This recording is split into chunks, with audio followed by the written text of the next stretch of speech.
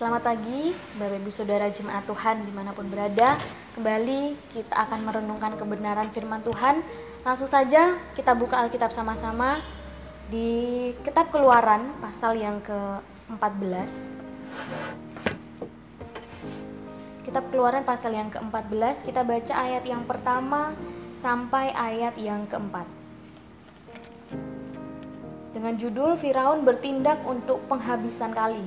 Berfirmanlah Tuhan kepada Musa, demikian, katakanlah kepada orang Israel, supaya mereka balik kembali dan berkemah di depan Piharirot, antara Migdol dan laut. Tepat di depan Baal-Zefon, berkemahlah kamu di tepi laut. Maka Firaun akan berkata tentang orang Israel, mereka telah sesat di negeri ini. Padang gurun telah mengurung mereka. Aku akan mengeraskan hati Firaun, sehingga ia mengejar mereka, dan terhadap Firaun dan seluruh pasukannya aku akan menyatakan kemuliaanku, sehingga orang Mesir mengetahui bahwa akulah Tuhan. Lalu mereka berbuat demikian. Setelah berbagai peristiwa terjadi, pada akhirnya bangsa Israel keluar dari Mesir. Ternyata setiap tantangan yang mereka alami sebelumnya, setiap peristiwa yang terjadi tidak berhenti di situ. Tantangan tetap ada. Tantangan itu terus terjadi. Sekarang adalah tantangan yang harus dialami, suatu keadaan yang tidak mudah untuk bangsa Israel. Firman Tuhan katakan, Firaun ini akan mengejar bangsa Israel. Tuhan mengizinkan suatu tantangan itu terjadi dalam kehidupan bangsa Israel, dalam perjalanan mereka. Bahkan di ayat yang keempat dikatakan, aku akan mengeraskan hati Firaun sehingga ia mengejar mereka. Saudara, setiap tantangan yang kita alami, persoalan dan pergumulan hidup, itu tuh terkadang Tuhan izinkan itu terjadi dalam setiap kehidupan kita. Seperti bangsa Israel, Tuhan izinkan tantangan itu dialami oleh bangsa Israel. Kita lihat pada pagi hari ini bagaimana respon bangsa Israel ketika menghadapi tantangan ini, ketika menghadapi persoalan ini. Kita baca di ayat yang ke-10 dan ayat yang ke-10 sampai ayat yang ke-12. Ketika Firaun telah dekat, orang Israel menoleh, maka tampaklah orang Mesir bergerak menyusul mereka. Lalu sangat ketakutanlah orang Israel dan mereka berseru-seru kepada Tuhan. Sampai di sini dulu saudara. Apa yang dialami oleh bangsa Israel ketika Tuhan izinkan tantangan itu terjadi, yang mengejar bangsa Israel itu tidak hanya Firaun, tapi dengan seluruh pasukannya. Kalau kita baca di ayat-ayat sebelumnya, mulai ayat yang ke-5 sampai ayat yang ke-9, di sana dijelaskan Firaun ini mengejar bangsa Israel tidak sendirian, tapi dengan seluruh pasukannya. Dengan 600 kereta yang terpilih di ayat yang ke-7. Jadi ini bukan suatu tantangan yang mudah bagi bangsa Israel ketika mereka akhirnya lepas, ketika mereka akhirnya keluar dari Mesir. Yang mereka hadapi bukan Firaun seorang diri, tapi dengan seluruh pasukannya, dengan seluruh perwiranya, seluruh rakyatnya.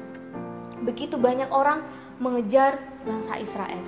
Nah, kita lihat ketika tantangan itu menimpa, ketika tantangan itu mereka alami. Ayat yang ke-10 yang kita sudah baca, bagian terakhir. Lalu sangat ketakutanlah orang Israel dan mereka berseru-seru kepada Tuhan. Saudara, setiap orang, saya tidak pungkiri itu, setiap orang siapapun itu pernah mengalami takut.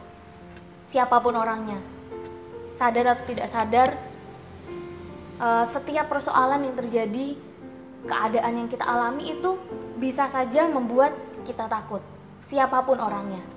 Nah, seperti bangsa Israel pun seperti itu. Tantangan yang mereka hadapi itu membuat mereka ketakutan. Bahkan di ayat yang kita sudah baca, sangat ketakutanlah orang Israel.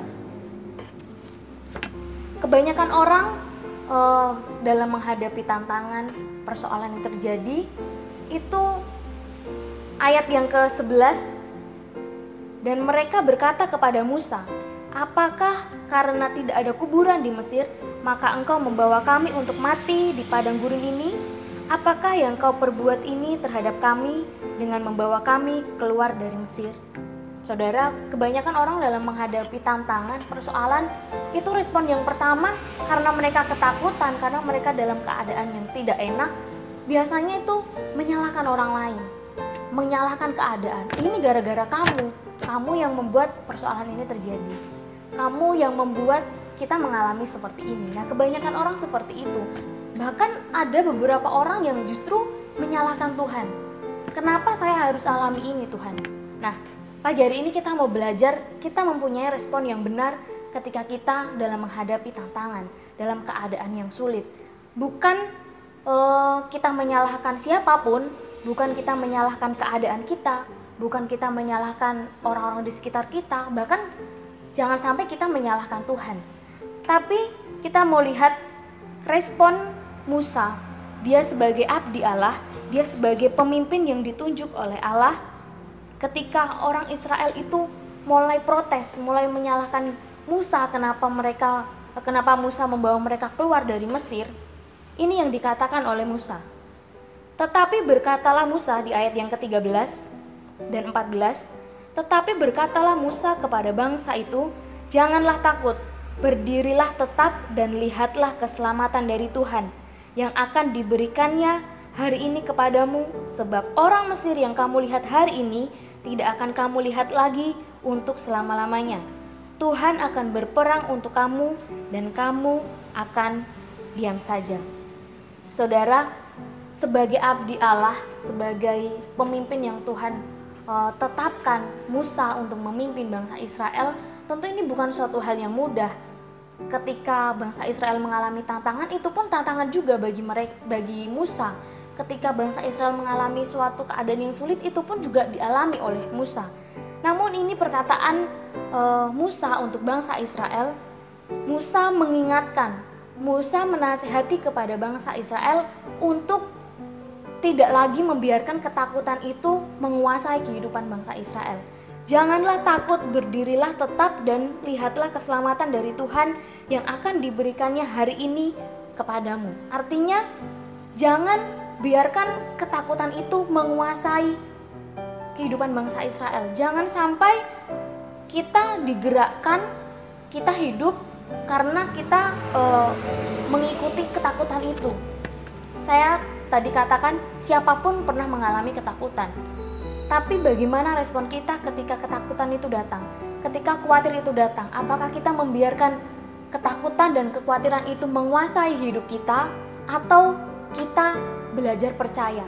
Kita mengalihkan pandangan kita, pikiran kita yang sebelumnya ketakutan itu datang, kita fokuskan kepada Tuhan. Kita percaya kepada Tuhan. Kalau kita baca di Keluaran pasal yang ke-13, ayat yang ke-21, kita baca, Tuhan berjalan di depan mereka pada siang hari dalam tiang awan untuk menuntun mereka di jalan, dan pada waktu malam dalam tiang api untuk menerangi mereka, sehingga mereka dapat berjalan siang dan malam.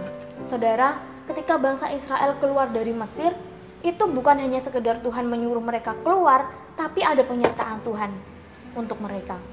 Tuhan katakan, Tuhan berjalan di depan mereka pada siang hari dalam tiang awan dan untuk menuntun mereka di jalan, dan pada waktu malam dalam tiang api. Ini yang sebenarnya harus dipegang oleh bangsa Israel dan kita, umat-umat Tuhan. Tuhan menyertai setiap kehidupan kita. Setiap tantangan yang kita hadapi itu bukan alasan untuk kita membiarkan ketakutan itu menguasai hidup kita. Tapi kita mau kembali mengingatkan pikiran kita yang mungkin kita mengalami ketakutan, kembali memfokuskan pikiran kita untuk percaya kepada Tuhan. Daud dalam mazmurnya, di dalam Mazmur pasal yang ke-56 ayat yang keempat mengatakan, ketika aku ini takut, aku ini percaya kepadamu. Saudara, banyak hal persoalan yang kita alami, keadaan, situasi yang ada, itu membuat kita takut. Tapi bagaimana respon kita? Apakah kita mau membiarkan ketakutan itu menguasai hidup kita, pikiran kita, atau kita melakukan hal yang benar, yaitu percaya kepada Tuhan? Daud mengatakan, ketika aku ini takut, aku ini percaya kepadamu.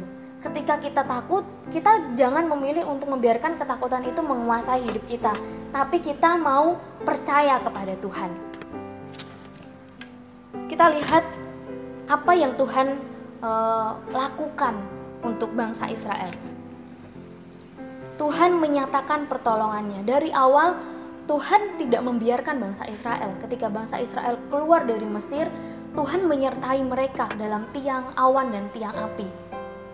Dan Tuhan tunjukkan itu, Tuhan buktikan itu pertolongannya untuk bangsa Israel. Kita baca di ayat yang ke-21 dan 22. Lalu Musa mengulurkan tangannya ke atas laut, dan semalam-malaman itu Tuhan menguakkan air laut dengan perantaraan angin timur yang keras, membuat laut itu menjadi tanah kering, maka terbelahlah air itu. Demikianlah orang Israel berjalan dari tengah-tengah laut di tempat kering, sedang di kiri dan di kanan mereka air itu sebagai tembok bagi mereka.